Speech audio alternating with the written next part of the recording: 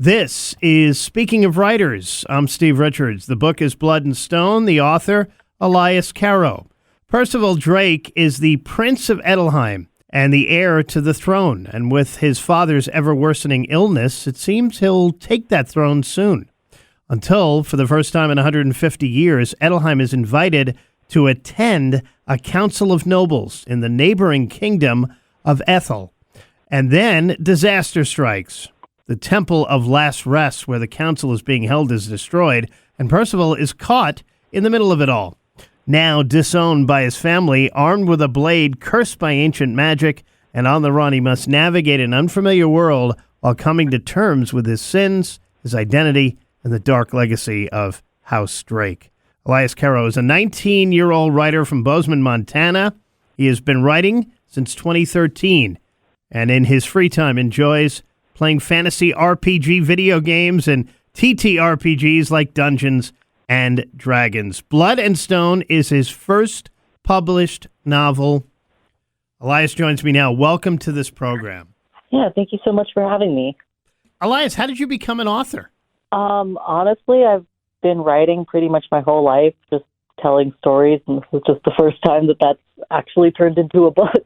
What are the main themes of this story? I would say it's got a lot of themes of redemption, sort of what makes someone good and evil, but a little bit of themes of family and legacy in there as well, I would say.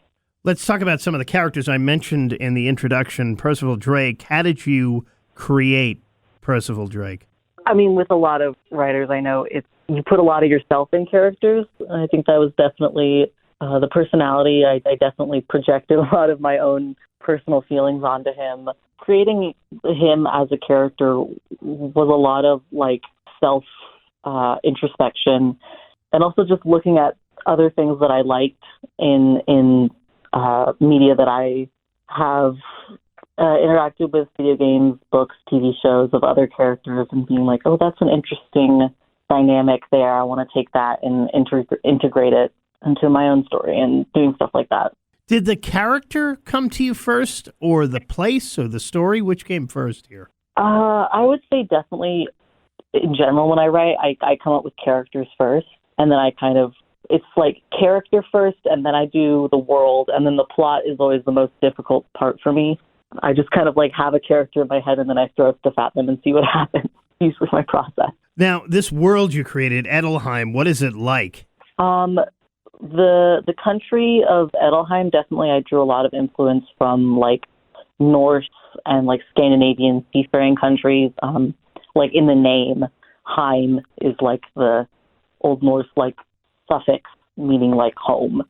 It's I did a lot of research into words and meaning when I was naming the different countries. In general, though, it's a lot of influence from George R. R. Martin's world building. I really admire, and the world of A Song of Ice and Fire and how those different cultures interact with other things is super inspiring. So I tried to draw a lot from that when I was building the different regions in the story. Yeah, and what about that neighboring kingdom of Ethel? Yeah, it's definitely more based on traditional fantasy, England, Northern Europe kind of vibes. Definitely the landscape I was picturing was definitely based on England and Wales and the British Isles, and in my head when I was imagining the characters, I was giving them English accents and everything. So that was definitely my main influence for that country. What about struggles with writing? Did you have any struggles writing this one? I think there were definitely some points that so the book is split into two parts. There's a part one and then a part two. I think I had a pretty big writer's block around the end of part one and trying to figure out where to go after that, because I didn't plot it out as much as I probably should have. I had some general ideas, but I didn't really have that much of a plan, which is something that maybe I'll work on in going forward. But at that point, and at certain other points where I was like, God, I have no clue where this plot is going to go, and I just have to just give it some time, and something eventually came to me. But there was definitely some points for writer's block. How long did it take you to write this book? I think I started writing it in early 2021 or maybe late 2020. I don't remember the exact date, but it's been a few years just to like write it. There was, I think, 1 year in the middle where I barely wrote anything in it. I just like didn't have the motivation at all. But I think certain aspects of it have definitely been swimming around and been things I've wanted to write about for longer. We're chatting with Elias Caro. His first published novel, Blood and Stone, is out now, available at writersrepublic.com, also at amazon.com. How much research and what type of research did you do for this book?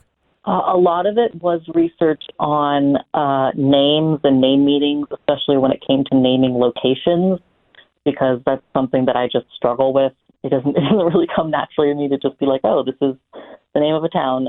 Another thing would just be random little like tangents that I would go off down that I don't think even ended up making it into the final version. But I'd be like, what colors were available in the 1500s for dyes of fabric, and like just random stuff like that of doing historical research. What was your favorite part to write? I think there's a couple like romantic sort of scenes in there that I really liked writing. I like writing, I don't like writing just romance as a genre because I usually like a little bit more substance, but I like writing the little softer, intimate scenes. And I think there's a couple that even like I can go back and read and I just like really enjoy how they turned out. And some of the fight scenes also like were hard to write, but I think I'm happy with how they turned out. Elias, what is your process for writing? You touched on it a little bit, so it sounded like you didn't use an outline for this. Yeah, for this one, I did not. It was kind of just writing pretty stream of conscious and then going back and like actually editing and making it make sense. Probably in future projects, I'm going to try to work on outlining a little bit more because it definitely, like I said, it was a struggle at points. But yeah, oftentimes it is literally just like sitting down for however long and just trying to write something and then going back through and finding what out of that something actually is actually any good. You mentioned future projects, so are you hard at work on a second book? And can you give us a sneak peek into what it's about, if you are? I have a few things that I'm working on. One of them is not really a sequel because I do feel like at the end of this book, Percival's story is pretty neatly wrapped up, and I don't feel like there's a lot I can do with him as a character, but it does take place in the same universe and in the same setting with a few characters. It's still very much in the early planning stages, thinking of looking at some characters that I kind of mention in the book, but don't really go super in depth into their deal. And then there's another project that I'm working on that's completely different. It's a horror science fiction kind of completely different story that I've also kind of been working on plotting out for a few years and finally started writing it down this year. Did you always know from a young age that you were a pretty good storyteller? Oh, yeah. My parents, I entered a writing contest when I was 7. I didn't win because I was 7 and it wasn't great, but I've always loved writing. My parents used to joke that I would like publish a book when I was 12 and then they could all retire and I could just pay for them.